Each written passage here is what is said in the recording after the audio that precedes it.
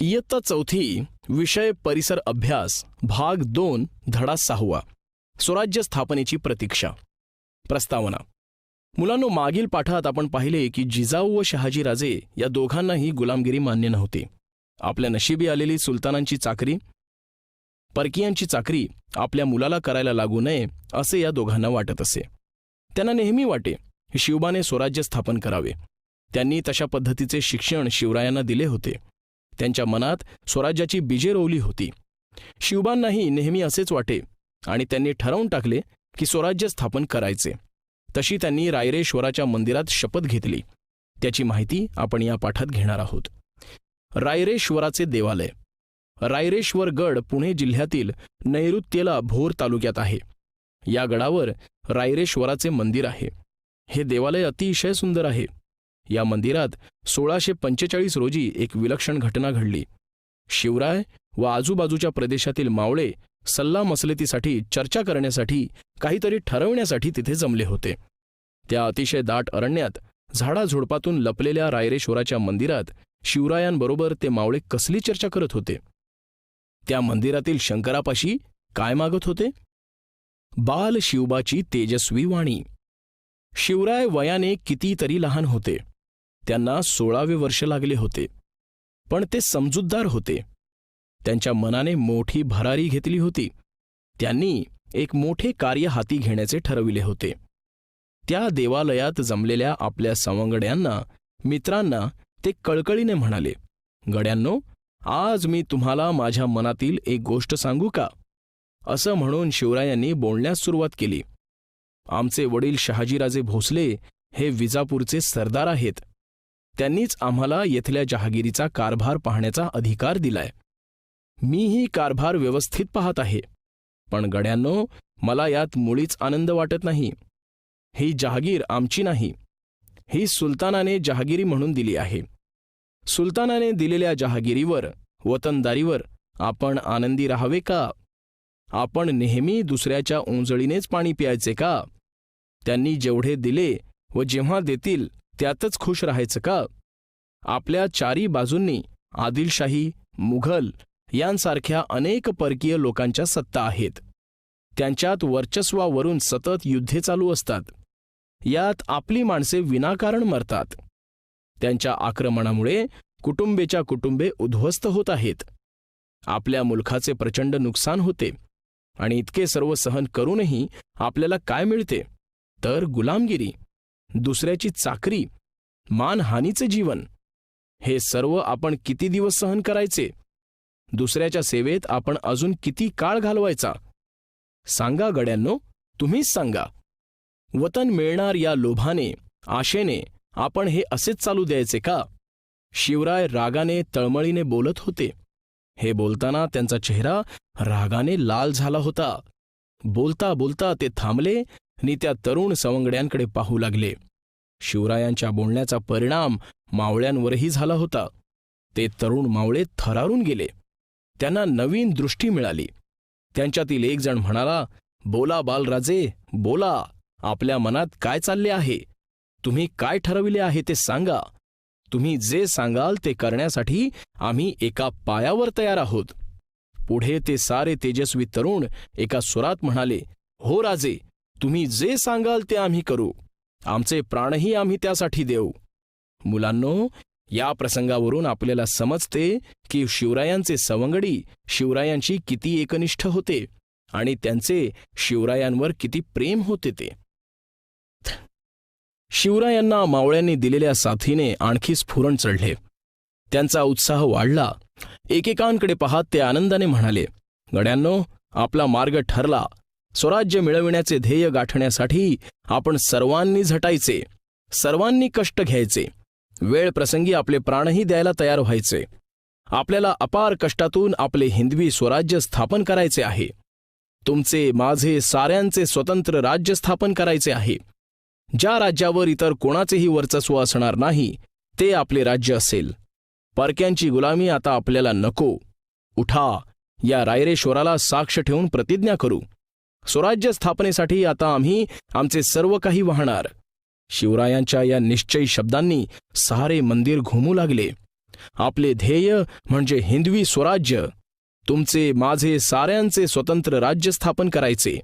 या रूपाने हे राज्य व्हावे आपण पूर्ण करूया. त्यांच्या मनातील ही भावना आपण त्यांच्या मनात आहे, त्यांच्या मनातील ही भावना आपण पूर्ण करूया, असे शिवराय शेवटी निश्चयाने बोलले.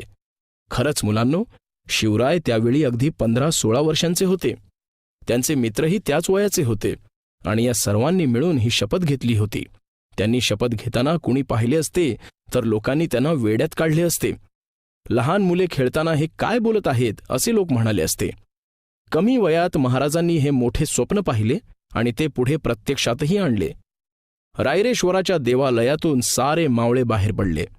ते स्वराज्य मिळविण्याच्या आणाभाका म्हणजे शपथ घेऊनच. शिवरायांचे मन भरून आले. त्यांना कधी ही गोष्ट जाऊन जिजाऊंना सांगेन असे झाले होते. ते पुण्यास येताच सरळ लाल महालात मातोश्रींकडे गेले. त्यांनी रायरेश्वराच्या मंदिरात घडलेला सर्व प्रसंग आपल्या आईला सांगितला. त्या माऊलीला ते सर्व ऐकून धन्य झाल्यासारखे वाटले. आपल्या मनात स्वराज्य निर्माण करण्याची जी आशा आहे ती बालराजे पूर्ण करणार असा विश्वास त्यांना वाटू लागला. मावळ खोऱ्यातील जमवाजमव. मुलांनो, मावळ खोऱ्यात शिवरायांनी स्वराज्याच्या दृष्टीने काही जमवाजमव केली.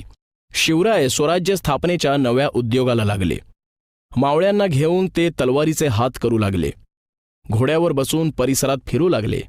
डोंगरातील कुणाला माहीत नसणारे आडमार्ग शोधणे, खिंडी, घाट, चोरवाटा यांचे बारकाईने निरीक्षण करणे हे त्यांचे रोजचे काम सुरू झाले. आडवा आलेला डोंगर ओलांडून जाण्यासाठी जी कमी उंचीची आणि अरुंद वाट असते तिला खिंड म्हणतात. तर घाट म्हणजे डोंगर अथवा पर्वताच्या भागात वळणावळणाचा जो रस्ता असतो त्यास घाट म्हणतात. शिवराय न थांबता न थकता सतत कार्य करत होते. त्यामुळे शिवरायांनी मावळ्यांची अंतःकरणे जिंकून घेतली. ते शिवरायांवर जास्तच प्रेम करू लागले. तरुण मावळे शिवरायांसाठी वेडे झाले. शिवरायांसाठी जगायचे व त्यांच्यासाठीच मरायचे असे ते मानू लागले. आता शिवरायांच्या हालचाली वेगाने होऊ लागल्या. समुद्राला भरती यावी तसे महाराज वेगाने कार्य करू लागले.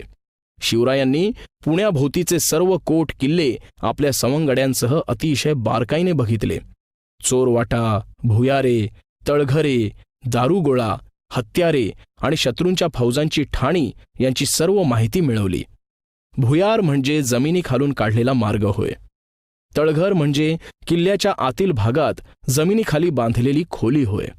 फौजांची ठाणी म्हणजे शत्रूच्या फौजा जिथे वस्ती करतात ते ठिकाण. अशा सर्व छोट्या मोठ्या गोष्टींची सर्व माहिती शिवरायांनी मिळवली. म्हणजेच मुलांनो, महाराजांनी स्वराज्य स्थापनेची शपथ घेतली की लगेच ते शत्रूवर चालून गेले नाहीत, तर त्यांनी शत्रूच्या ठिकाणांचा व आसपासच्या प्रदेशाचा बारकाईने अभ्यास केला. मगच हळूहळू पुढची पावले उचलली.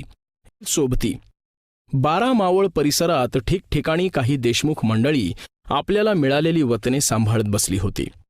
त्यांचे त्यांच्या वतनावर खूप प्रेम असे. आपले वतन आपल्या हातातून जाऊ नये म्हणून ते खूप प्रयत्न करत. वतनासाठी ते आपापसात भांडत. त्यांच्या या भांडणात जिंकणारेही मराठे असत व हरणारेही मराठेच असत. त्यामुळे या भांडणात मराठ्यांची शक्ती विनाकारण वाया जात आहे हे शिवरायांनी ओळखले. ही शक्ती स्वराज्याच्या कामी लावण्यासाठी त्यांनी वतनदारांमधील भांडणांना आळा घालायचे ठरवले. शिवराय देशमुखांच्या गावांना भेटी देत, देशमुखांची समजूत घालत, त्यांना स्वराज्याविषयी माहिती सांगत. त्यांचे बोलणे ऐकून देशमुख भारावून जात असे. शिवरायांनी त्यांना प्रेमाने गोड शब्दांनी आपलेसे केले, पण काहींनी त्यांचे म्हणणे ऐकले नाही. ते शिवरायांचे शब्द मानायला तयार नव्हते. स्वराज्याच्या कामी उपयोगी पडण्यास ते तयार नव्हते. अशांनाही महाराजांनी वठणीवर आणले. त्यांनाही आपल्यात सामील करून घेतले. मराठ्यांचे आपापसातील वाद, भांडणे शिवरायांनी थांबवली. त्यामुळे मावळ भागात शांतता निर्माण झाली. त्यामुळे जो तो शिवरायांचे आभार मानू लागला. मावळ प्रांतात एकी निर्माण होऊ लागली. मावळ खोऱ्यातील झुंजारराव मरळ, हैबतराव शिळमकर, बाजी पासलकर, विठोजी शितोळे, जेधे, पायगुडे, बांदल इत्यादी देशमुख मंडळी शिवरायांचा शब्द मानू लागली. महाराज सांगतील त्याप्रमाणे वागू लागली. अशा तऱ्हेने मावळ प्रांतात स्वराज्याची घोडदौड सुरू झाली. मुलांनो, पूर्वीचे लोक आपल्या राज्याची राजमुद्रा तयार करत असत. या राजमुद्रेचा ठसा सरकारी कागदपत्रांवरती उमटविला जात असे. उदाहरणार्थ, राजाची फरमाने, आज्ञापत्रे, हुकूम, संदेश यांसारख्या कागदपत्रांवर ही राजमुद्रा उमटवत असत. यावरून तो कागद त्या राजाने पाठविला आहे याची खात्री होत असे. आज आपल्या देशाची राजमुद्रा अशोक स्तंभावरील सिंहाचं चित्रही आहे. ती आपल्या चलनी नोटांवर, नाण्यांवरही असते. शिवरायांच्या नावाने पुणे जहागिरीचा कारभार सुरू झाला होता. शहाजीराजांनी शिवरायांची स्वतंत्र राजमुद्रा तयार केली होती. ती मुद्रा अशी: प्रतिपच्चंद्रलेखेव वार्धिष्णुर्विश्ववंदिता शाह सुनोहो शिवसैष्या मुद्रा भद्राय राजते. राजमुद्रेवर लिहिलेल्या शब्दांचा अर्थ असा होतो: प्रतिपदेच्या चंद्रकलेप्रमाणे, म्हणजे अमावस्येनंतर जसे चंद्राची कला वाढत जाते त्याप्रमाणे हळूहळू वाढत जाणारे आणि साऱ्या जगाने ज्याला वंदन करावे अशी शहाजीराजांचा पुत्र शिवाजीराजे यांची राजमुद्रा लोकांच्या कल्याणासाठी आहे, असे सांगणारी ती राजमुद्रा म्हणजे स्वराज्य स्थापनेचा एक संकेतच होता. त्या काळातील राजमुद्रा या फारसी भाषेत कोरलेल्या असत, पण शिवरायांची मुद्रा मात्र संस्कृत भाषेत होती. फारसी ही परकीयांची भाषा होती, तर संस्कृत ही आपली भाषा होती. यावरून लक्षात येते की जसे स्वराज्य हवे तशी स्वभाषा हवी, स्वधर्म हवा. स्वधर्म म्हणजे दुसऱ्याच्या धर्माचा तिरस्कार करणे नव्हे, तर स्वतःच्या धर्माबद्दल आदर बाळगणे होय. शिवरायांनी आपला कारभार लोककल्याणासाठी सुरू केला आहे हे साऱ्या मावळ्यांच्या यावरून चटकन लक्षात आले. अशा तऱ्हेने शिवरायांनी स्वराज्य निर्माण करण्याच्या दृष्टीने आपली वाटचाल सुरू केली.